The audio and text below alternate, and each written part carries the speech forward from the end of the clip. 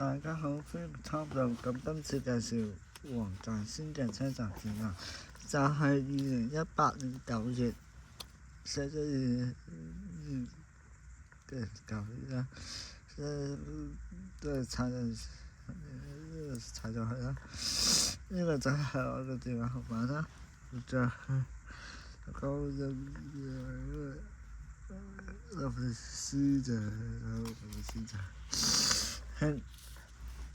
我打個非常到唔係咁簡單先啦，即係有時78個地標，即係我科地標我係試先啦。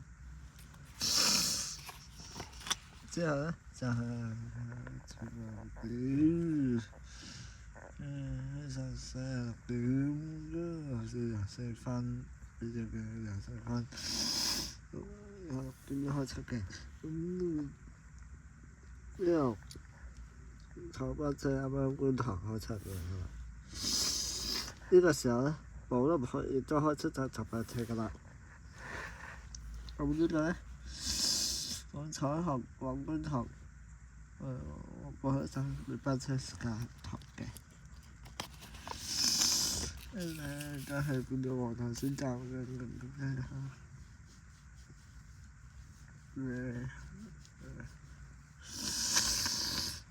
佢咧係冇呢個嘅，係冇呢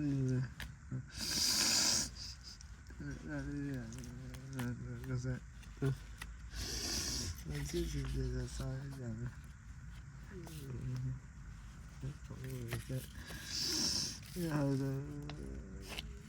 然後上山啦，然後行到北邊行山。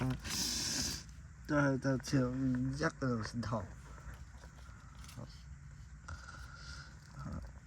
好，呢個就事實上咧就係雖然呢個係鐵路有點白啦，但係事實上咧就係鐵路2.1嚟嘅啫。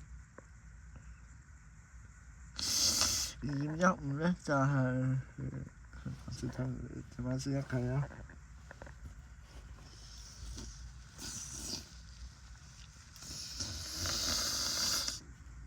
條2咧就係屯馬線成個西線啦。條3咧就係中鐵線過紅磡啦。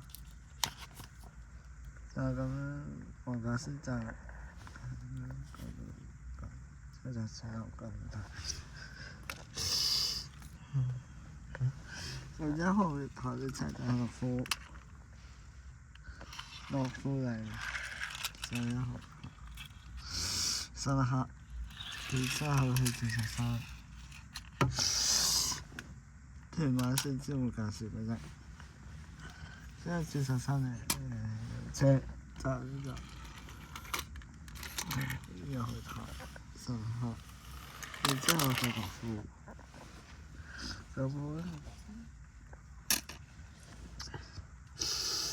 到今次介紹黃大仙站嘅寫到，咁下一集咧就介紹